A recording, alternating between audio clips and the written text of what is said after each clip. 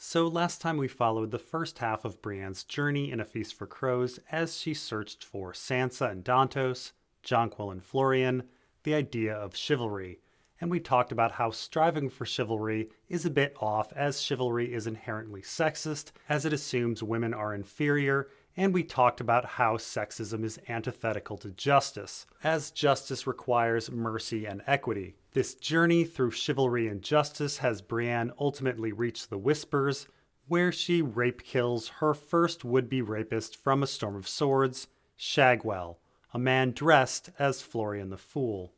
And then our story shifts quite significantly. Suddenly Brienne's mission changes as she now searches for the Hound and chases stories that she doesn't realize are of Arya. Now this shift from Sansa to Arya and Florian to the Hound may on first read appear abrupt, and it may also appear pointless again. We know Arya is in Braavos at this point, and Sandor Clegane is presumed dead. Brienne is beginning a second ridiculous quest, one that, again, we know is ridiculous from the beginning. Whatever this new quest is, we know that it's just as much of a farce as her quest for Sansa, Dantos, Florian, and chivalry. But on the idea that this movement from Sansa to Arya is abrupt, this shift is something our author has actually been foreshadowing for quite a while. As it happens, this shift mirrors the Stark sisters' tales from A Storm of Swords. Arya's adventures in A Storm of Swords are with Sandor Clegane as the Hound, while Sansa's are with Dantos as Florian. Incidentally, Arya's journey with Sandor starts the chapter before the Bear Pit chapter, and these events are all concurrent with Sansa's plans to escape with Dantos, an escape that happens prior to the next Jaime chapter. The idea is that the concurrent stories of Sansa, Dantos, Florian, and Arya, Sandor, the Hound, and Jaime and Brienne are thematically linked in some way, having something to do with gender and sexism. In fact, this notion that the themes are linked goes back even further.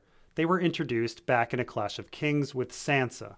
"I could keep you safe," he rasped. "They're all afraid of me. No one would hurt you again, or I'd kill them." He yanked her closer, and for a moment she thought he meant to kiss her. He was too strong to fight. She closed her eyes, wanting it to be over. But nothing happened. "Still can't bear to look, can you?" she heard him say. He gave her arm a hard wrench, pulling her around and shoving her down onto the bed. "I'll have that song. Florian and Jonquil, you said." His dagger was out, poised at her throat. "Sing, little bird. Sing for your little life." Her throat was dry and tight with fear, and every song she'd ever known had fled from her mind. "Please don't kill me," she wanted to scream. "Please don't." She could feel him twisting the point, pushing it into her throat, and she almost closed her eyes again. But then she remembered. It was not a song of Florian or Jonquil, but it was a song. Her voice sounded small and thin, and tremulous in her ears. "Gentle mother, font of mercy, save our sons from war, we pray. Stay the swords and stay the arrows, let them know a better day. Gentle mother, strength of women, help our daughters through this fray. Soothe the wrath and tame the fury, teach us all a kinder way." So we find back in A Clash of Kings that Sandor, a broken man at this point running from the Blackwater, offers to keep Sansa safe, quite explicitly to be her Florian, but then something odd happens. Sansa does not sing a Florian or Jonquil, as requested, but instead sings a religious hymn of mercy, peace, and the strength of women.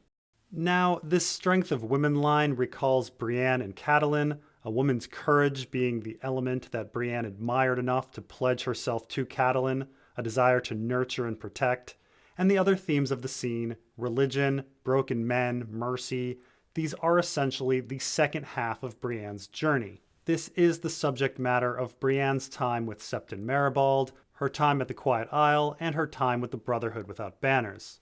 So way back in A Clash of Kings, our author had already established the two mirror themes that the Brienne story is composed of. The first half, Sansa Dantos Florian, and the second half, Arya Sandor Hound. Brienne's story abruptly switching in the same way as Sansa's song. Now, Florian clearly represents chivalry, but what exactly is the Hound? And I mean, what does it represent separate from Sandor? Well, with this question in mind, let's get into Brienne 5 and examine the events. In this chapter, Brienne returns from Cracklaw Point and revisits Randall Tarley. She then goes to the docks, and then we have a rather long journey with Septon Maribald through the Riverlands, where they discuss the nature of God, the growth of Nymeria's pack, and broken men. So, quite significantly, Brienne 5 begins with the line, "It was Hyle Hunt who insisted they take the heads."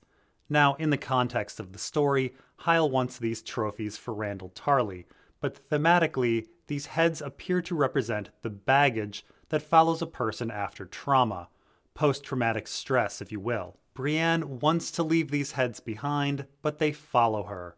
In fact, she imagines the heads talk to her on the way back from Cracklaw Point, and she repeatedly has nightmares about the men she killed throughout the rest of her story. And this mental baggage is then placed in juxtaposition with Randall Tarley's perception of Brienne's quest. Randall clearly doesn't see battle as trauma. In fact, he asks Brienne if she enjoyed the killings and states that she can go home now that she's had her taste of blood and proved what she needed to prove.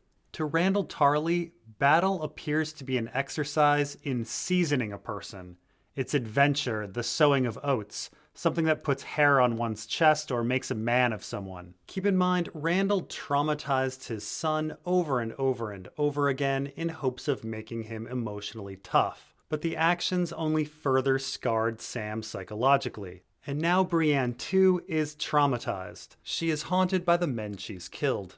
After speaking to Tarley, Brienne then heads to the docks where she spots the Titan's daughter, the very ship that brought Arya to Braavos, and then spends the night on a ship called the Lady of Myr, likely a callback to Sarala of Myr and the events of Duskendale. And it's on that ship that Brienne has nightmares. And here we begin to see what the Hound is thematically versus Sandor Clegane. The Hound is armor, emotional armor, the myth of toughness. Keep in mind, there is one very important event that made Sandor Clegane into the Hound. When he was 7, he took his older brother's toy, a wooden knight, and Gregor then pushed his face into a brazier, scarring him both physically and emotionally. But here's the thing, Gregor was 12 when this event occurred, too old for toys. He was already a squire, and we are specifically told that he didn't care about the toy. So why did Gregor punish Sandor for taking something that he didn't care about? Because any affront, no matter how small, must be punished? Maybe, but it may also be that Gregor was like Randall Tarley. That is, he saw a child playing with a toy as weak and wanted to toughen Sandor. Whatever the case, the Hound was created, and the Hound is a mask, a character. Sandor Clegane is not really the Hound. He's not emotionally tough. He's a traumatized man who hides behind the myth of toughness. And once Brienne and Pod venture off with Hyle Hunt and Septon Maribald, this idea is reinforced. The crew discusses how battle is not adventure or seasoning, but instead how it can destroy a man. We get the rather famous Broken Men speech. They've heard the songs and stories, so they go off with eager hearts, dreaming of the wonders they will see, of the wealth and glory they will win.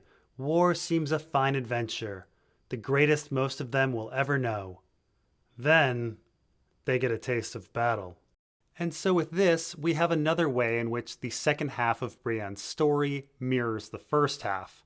While the first half of Brienne's journey was mostly about how the patriarchy hurts women, the second half is mostly about how the patriarchy hurts men. Men are expected to be emotionally tough and participate in activity that supposedly makes one emotionally tough, but in the end, those actions are more traumatizing than anything. Now, as I said, Brienne 5 also mentions Nymeria's growing pack to remind us again that this chapter is still very much focused on Arya, But perhaps the most interesting part of the chapter is the discussion of religion and the both plural and singular nature of God. Now, on first read, one might wonder why this particular piece of theology is even here.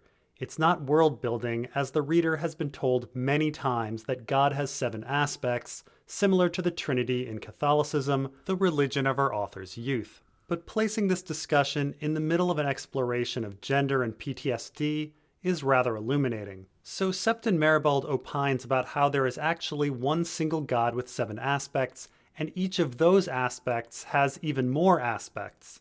God is single, plural, fluid, complicated, representing many things at once. And while most boys like the warrior aspect of God, Maribald likes the smith aspect of God, who could also be considered a cobbler or whatever. However, Maribald makes an important declaration at the end of his sermon. He says that the father, warrior, and smith perform all that is rightful for a man, which is curious. The mother is an aspect of God representing love and protection, and the crone wisdom. If God is one, these are part of that singular God, yet Maribald doesn't include these in what men should perform. And this isn't an isolated incident. The hymn that Sansa sings to the Hound, the hymn that encourages peace and kindness, actually appears earlier in A Clash of Kings when the city is praying before the coming battle. The Septon notably prays for the smith, warrior, and father to help Joffrey. And so our author appears to be claiming that, at least in part, it's religion's fault that certain qualities are assigned to genders. Or at least it's reinforced by religion. Nurturing is assigned to the mother by the faith, thus is seen as womanly and not manly, while fighting is assigned to the warrior by the faith, thus is seen as manly and not womanly. But even Maribald seems to be missing that these qualities and aspects are all part of the same one God. All humans should be admiring the qualities of mercy and nurturing, but may not actively do so because they're gender assigned. Incidentally, Davos's plot in A Storm of Swords is about him switching to worship the mother, which causes him to want to save Edric Storm, but that could be a whole nother video. Now, this all makes it seem like our author is promoting the idea that humans should act less restricted by their gender, and Brienne, being a gender-bending character, is admirable as she incorporates both female and male elements, worshipping the mother and the warrior, being nurturing while being a great fighter. And yes, our author is likely saying this to a certain extent, but not without pointing out additional complexities. You see, after Brienne 5, we must briefly visit Jaime in his adventures.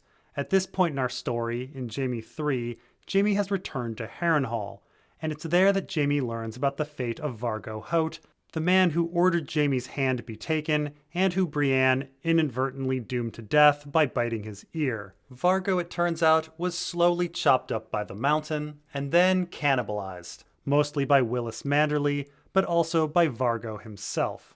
Now Jaime, who initially thought he would enjoy vengeance, is sickened by the story of Vargo, and the incident reminds him of Danelle Lawston and the stories of her bathing in blood and her cannibalism. Now, I will say cannibalism and vengeance are heavily linked in our story. The Arya chapter before Jaime 3, Arya 2, has her perhaps participating in cannibalism at the House of Black and White, a place where she seeks vengeance against her enemies, and Willis Manderly participating in cannibalism reminds us of his father Wyman and his pies at Winterfell. But it's striking that these tales of revenge and cannibalism bring us back to Mad Danelle, the woman of Brienne's shield, the likely ancestor of Sansa, Arya, and Catelyn. And it brings us back to the bath and our discussion of oaths. The story appears to march more and more towards Stoneheart. Now, the other event of note at Harrenhal is Jaime speaking with Red Ronnet Connington at the Bear Pit. Now, in the Brienne chapters, we only get fractured memories of some sort of emotional pain associated with Red Ronnet, but here in Jaime 3, the events are explicitly laid out for us. Red Ronnet was betrothed to Brienne, who was a very good match for him in the feudal sense, but Ronnet found her ugly and awkward, so he insulted her and refused to marry her. In the Bear Pit with Jaime, Ronnet repeatedly calls Brienne wench, and so Jaime strikes Ronnet for not speaking of a lady properly, and so Ronnet begrudgingly addresses her as Brienne, but then adds the mocking name Brienne the Beauty after it. Now clearly Red Ronnet is supposed to come off as a jerk, and is supposed to again represent the bear in the Bear Pit. the negative aspects of male culture and all of that. And this is supposed to be a growth moment for Jaime, him understanding Brienne more and finally rejecting the sexist word wench to address her by. But the story also tells us that Brienne is not without fault. Red Ronnet insulted Brienne, it's true, but lots of people have insulted Brienne, including Jaime. No, Red Ronnet's true crime, the one that makes him a traumatic memory as vivid as Shagwell, Pig, and Timian, is that he shattered Brienne's romantic notion of gender relations in this universe and didn't treat her like a traditional lady. And that's the paradox. Brienne wants to be treated like a traditional lady while wanting to not be treated like a traditional lady. Let's remember that Brienne fell in love with and wanted to dedicate her life to Renly, a man who had no romantic feelings for her, because he danced with her and made her feel like a proper maid, as well as pretty and graceful. She was still dancing with the bear, that is, with patriarchy and sexism, just benevolent sexism. And she enjoyed it. But at the same time, Brienne rejected her third betrothal because the man demanded she act like a traditional woman and obey him. She didn't like being a traditional woman when it came with hostile sexism. And so Brienne exists in contradiction, specifically feeling sadness that she does not have the life of a traditional woman, but also relief that she doesn't. Which brings us to Brienne 6. In this chapter, the crew arrives at the Quiet Isle, where they go through the swampy maze and meet Sandor's horse Stranger, as well as Spy the Gravedigger, before Brienne sits down and speaks with the elder brother about salt pans, Arya, Sandor Clegane, the elder brother's life, and Brienne's mission. Now, Brienne 6 in many ways is a retread of the Septon Maribald discussion from Brienne 5. It's essentially about broken men, Arya, and religion, with a strong focus on Sandor Clegane. And regarding Sandor, yes, as silly as it is that Podrick doesn't immediately recognize him, the Gravedigger is most likely Sandor Clegane. I don't see how the unruly Stranger could end up on the Quiet Isle without Sandor leading it through the maze, and it seems clear that the elder brother is separating Sandor from the character of the Hound when speaking of their fate, just as we should thematically. Now, there are a couple other significant elements in Brienne 6 that need to be pointed out. The first deals with the attempted gelding of Stranger. Hyle Hunt muses that Stranger's violence is understandable as who wants to be castrated, which is met with a negative response from the brothers, who declare that the horse is a beast of burden given by God. And this is likely a metaphor of religion's consideration of women. Religion, too, often states that women have a God-given role. The second incident of note in the chapter is the confession of Brienne. So again, the Faith of the Seven is largely based on our author's childhood religion of Catholicism, where confession is a major element. Confession, along with baptism, are two mechanisms to remove sin from an individual, where they are metaphorically reborn. And these themes appear throughout the chapter. Septon Maribald is specifically on the Quiet Isle to hear confession, and we hear about the elder brother's rebirth on the Quiet Isle, and we can puzzle out the rebirth and new life of Sandor Clegane as well. Which brings us to Brienne. Now, the elder brother sits with a slightly inebriated Brienne, and she gushes about her life, her adventures, and her quest. She tells everything to the elder brother, something that parallels characters like Samwell and Theon, who also gush at roughly contemporary points in our story, or Jaime, who gushes in the bath. He confesses while being baptized in a twofer of absolution. In the case of Theon, he confesses, and thus is without sin, before being strung up like Christ by Stannis. In the case of Aeron, he's baptized, and thus without sin, before being strung up like Christ by Euron. And so Brienne, now that she has confessed, is going forward in our story sinless as a Christ figure thematically. And although she's not strung up in a crucifixion pose, she's still strung up for execution unjustly, with a pair of others by her side. Now, this is all well and good. Our author creates lots of parallel scenes and uses lots of religious imagery. But what's interesting is that the sin Brienne confesses to, more or less, is being born a freak. Neither a son nor a daughter. A daughter, Brienne's eyes filled with tears. He deserves that. A daughter who could sing to him and grace his halls and bear him grandsons. He deserves a son, too, a strong and gallant son to bring honor to his name. Galadon drowned when I was 4 and he was 8, though. and Alisane and Ariane died still in the cradle. I am the only child the gods let him keep, the freakish one, not fit to be a son or a daughter. So Brienne confesses to the crime or sin of not fitting her gender, which of course is ridiculous. This isn't a sin or a crime, or at least shouldn't be, even though society has been punishing her for this her whole life. This is much like Jaime's confession of his non-sin, non-crime of saving King's Landing, one that society has also been punishing him for his whole life. It's also quite striking that Brienne's dead brother's name is Galadon, as in named after Galadon of Morn, the story from Brienne 4. Galadon was the perfect knight who wouldn't use his sword for honor's sake, which means that Brienne's pursuit of being knightly is likely wrapped up in trying to live up to a dead brother, forever idealized and perfect in her mind. Anyway, this brings us to Brienne 7. In this chapter, Brienne and the crew pass by many hanged men.